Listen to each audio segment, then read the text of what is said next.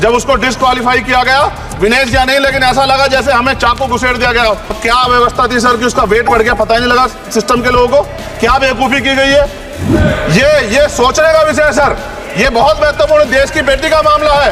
ये हरियाणा की बेटी नहीं है सर, वो एक जात की बेटी नहीं है, वो हमारी बहन है, देश की बेटी है। विनेश जो है देश का नाम गौरवान्वित करती, इस देश का नाम बढ़ाती, लेकिन आज जो है अपमान का सामना करना पड़ रहा है। अभी मैं सुबह से प्रयास कर रहा था कि विनेश के लिए बोलूं।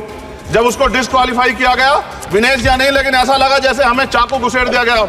मेरे आज भी याद है, उस प्रोटेस्ट में मैंने रातें काटी हैं और 4-4 गोली खाई मैंने।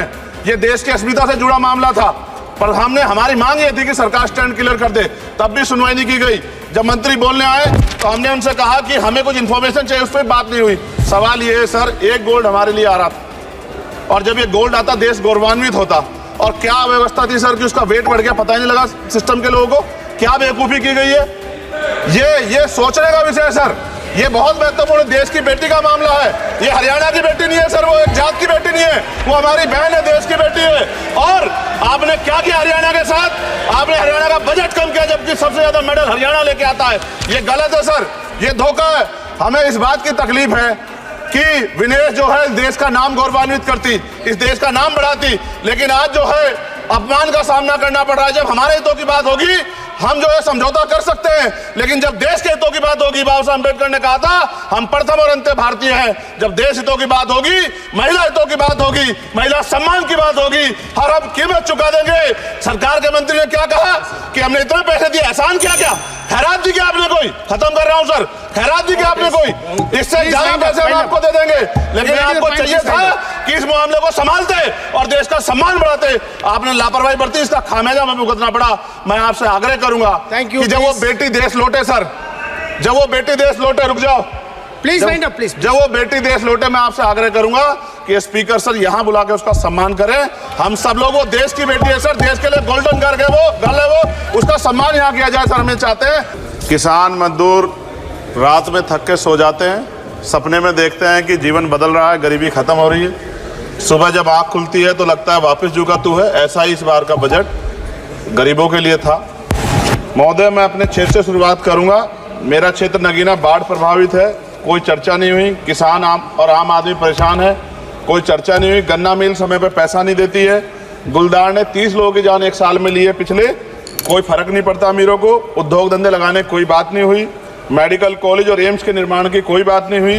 ग्रामीण क्षेत्रों में खेलों को बढ़ावा देना, स्पोर्ट्स कॉलेज की कोई बात नहीं हुई। महोदय, देश में भूमि सुधार किया जाए। लाखों बीघा जमीन जो है भूमाफिया ने कब्जाई हुई है, भूमिहीन लोगों को भूमि दी जाए। बिजली के दाम में कटौती की जाए, गरीबों को कम दाम पे जो है बिजली उपलब्ध कराई जाए। ठेकेदारी प्रथा, संविदा, लेटर एंट्री खत्म की जाए, पक्की नौकरी दी जाए। निजीकरण की वजह से सरकारी नौकरियां लगभग खत्म हो गई हैं। मेरी मांग है, और मैंने निजी विधेयक भी पेश किया था, कि निजी क्षेत्रों में SC ST की OBC के लोगों को आरक्षण की व्यवस्था कराई जाए और पुरानी पेंशन बहाल की जाए। लोगों के पास एक तरफ सरकारी योजना चलाकर प्रधानमंत्री आवास योजना जो है उसके नाम पर मकान दिए जाने की बात होती है, वहीं दूसरी तरफ लखनऊ के अकबर नगर को तोड़ दिया जाता है। नवी मुंबई में के खार घर में What is his name? Patil. Patil is not Shankar. No, this is the caste. की जा This is Kashmir, Chandrasekhar. No, this Patil. Mike नहीं है सर, बंद कर रहे हो सर? This is independent. आ गया, धन्यवाद। हमारे लोग सर आर्थिक रूप से बड़े कमजोर हैं, और 2 अप्रैल 2018 के मुकदमों के लिए कई बार सरकार से बात हुई, वापस नहीं हुई। उनको वापस कराया जाए। भीमा को वकीलों को बहुत पैसे लगते हैं सर। भीमा कोरे गांव में 3000 लोगों पे मुकदमे हुए थे महाराष्ट्र में, वो वापस नहीं हुए। पुणे में दीक्षा भूमि जो हमारा गौरव है, उसका वहाँ पार्किंग बना के उसको अपमानित किया जा रहा है, इसको बंद कराया जाए। पेट्रोल पंप के जो डीलर्स मार्जिन है वो 2017 से नहीं बढ़ा सर, इसका असर ग्राहकों पे पड़ता है। इसका असर जो है पेट्रोल पंप के नेटवर्क सुचारू रूप से चलाने पे पड़ता है। डीजल मार्जिन की बढ़ोतरी ना होने से हजारों कर्मचारी, लाखों कर्मचारी जो वहाँ काम करते हैं, उनके जीवन पर असर पड़ रहा है। सहारा का में 10 करोड़ जमाकर्ता का लाखों करोड़ों रुपए जमा है। कंपनी बंद हो जाने के कारण 10 लाख से ज्यादा एजेंट बेरोजगार हो रहे हैं, नौकरी कहीं है नहीं।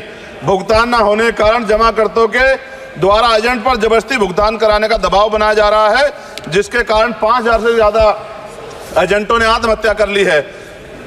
सभापति महोदय, उत्तर प्रदेश देश का सबसे बड़ा सूबा है। उसको इस बजट में कुछ नहीं मिला। और बहुत सारे मेंबर, 80 के लगभग हम मेंबर जो है उत्तर प्रदेश जीत के आए, ना के बराबर मिला। यूपी में 25 करोड़ से ज्यादा आबादी है उत्तर प्रदेश के अंदर, 5 किलो राशन सरकार दे रही है, लेकिन जीवन जीने के लिए काफी नहीं है। और भी बुनियादी सुविधाओं की जरूरत पड़ती है। अगर इज्जत की जिंदगी चाहिए, उसके लिए सरकार के पास कोई उपाय नहीं है। यूपी जब एक बड़ा राज्य है, लेकिन यूपी में भाजपा सरकार की विकास गति बहुत धीमी है। हमारी सरकार से, केंद्र की सरकार से मांग है, हमें यूपी की सरकार की चिंता नहीं है, लेकिन यूपी की जनता की चिंता है। मैं मांग करता हूं कि यूपी को 4 भागों में विभाजित किया जाए। डॉक्टर बाबा साहब अम्बेडकर ने कहा था 1995 में, उनकी बुक है थॉट्स ऑफ लिंग्विस्टिक स्टेट, किताब में कहा था राज्य जितना छोटा होगा, राज्य की प्रगति उतनी होगी, जनता को रोजगार मिलेगा और जनता का जीवन संपन्न होगा।